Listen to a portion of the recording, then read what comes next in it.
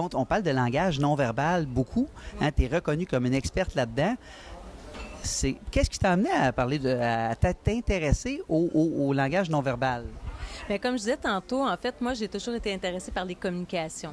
Premièrement, en fait, j'enseigne la communication relationnelle. Donc, évidemment, principalement la communication non verbale. Donc, apprendre aux gens à comprendre davantage tout ce qui est la geste. Quand on parle de bande de communication non verbale, on parle de gestes, on parle de posture du corps, de quelle façon le corps se pose et aussi toutes les expressions qu'on peut voir au niveau du visage. Ça aussi, c'est très important.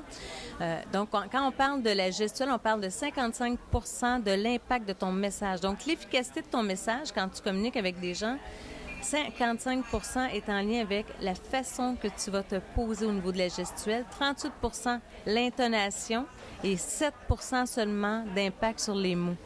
Donc, tu comprends? Faut vraiment tenir compte du langage non-verbal, qui est le langage silencieux. Alors, ce que je fais, j'enseigne la communication non-verbale. Quand on étudie la communication non-verbale, ce qu'on veut savoir, c'est où est la personne, est-ce que la personne est en lien avec nous. On veut en savoir plus dans le but de mieux communiquer. Donc, je trouvais que Verum allait chercher vraiment le sens de mon travail. Là, loin de mon intention de dire aux gens, utiliser la gestuelle pour influencer ou prenez tel aspect ou utiliser tel gestuelle, c'est pas dans mon discours, OK? Parce que je crois qu'on ne doit pas contrôler notre gestuelle. Sauf que où ce que je peux vous amener, c'est de dire, quand vous avez ces aptitudes-là, quand vous avez cette gestuelle-là, c'est-à-dire, mais soyez conscient de votre état d'esprit actuel. C'est que vous êtes peut-être en fermeture, vous êtes peut-être en train de douter ou en état de supériorité, en position haute. Ça vous permet de vous ramener puis de dire, oups, je suis pas dans la position favorable pour créer un lien avec l'autre personne.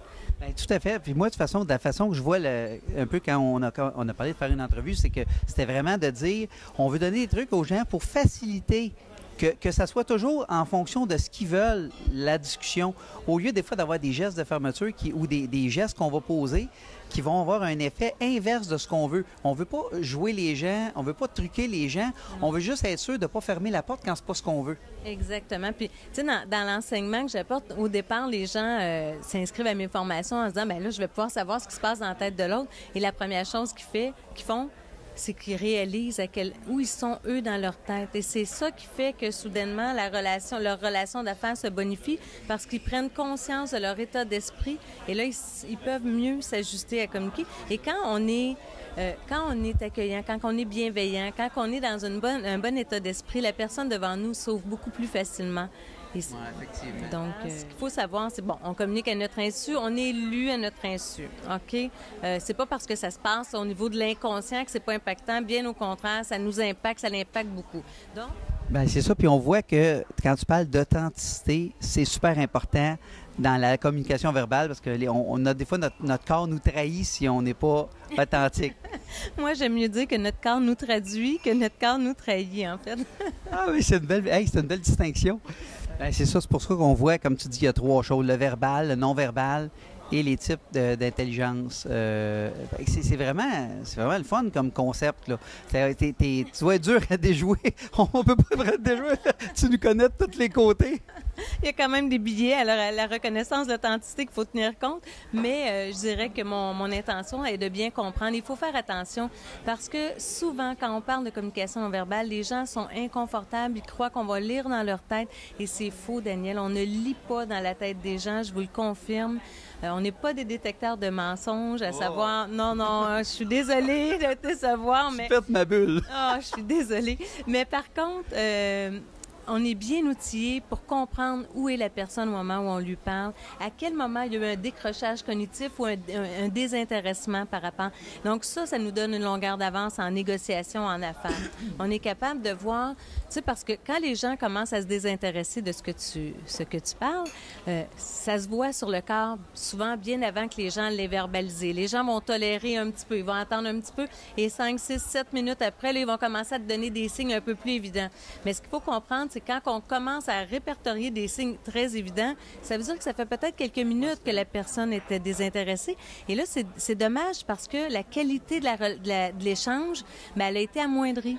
Donc, si on est capable d'intervenir plus tôt, et c'est ça l'objectif, de pouvoir voir immédiatement à quel moment que la personne décroche, on peut interagir. Fait qu'imagine en négociation, Réembarquer au fond dans que l'interaction revienne, ramener l'intérêt de la personne dans la conversation. Oui, puis pour les gens qui sont dans le domaine de la vente, par exemple, moi, je travaille beaucoup dans le milieu financier, donc les gens offrent des produits financiers. Ils veulent savoir à quel moment que la personne, elle a décroché, à quel moment que la personne, elle a eu tout soudainement une crainte par rapport à la négociation. Donc, on est capable d'interagir rapidement. Donc, on évite, en fait, de perdre le lien. Puis c'est ça l'objectif. L'objectif, c'est de garder un lien de proximité, une relation humaine qui favorise, en fait, l'échange en affaires. Ben, effectivement, puis on sait tellement à quel point ça a un impact majeur, parce que les gens, ce qu'ils perçoivent de nous, c'est notre corps, c'est le non-verbal et le verbal. Et ça a un impact majeur sur comment les gens vont recevoir notre message. Moi, j'enseigne beaucoup dans le milieu des affaires, dans le but de de créer des relations d'affaires authentiques, gagnantes.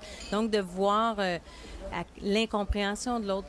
C'est pas tout à fait la même chose. C'est sûr que dès qu'on voit que le corps ne communique pas la même chose que les mots, on peut avoir tendance à dire ben c'est du non-dit, ça s'apparente au... Ça peut être juste un inconfort qu'on voit là, dans la discussion qu'on a. Un inconfort, un stress, un décrochement cognitif, comme je disais tantôt, un désintéressement.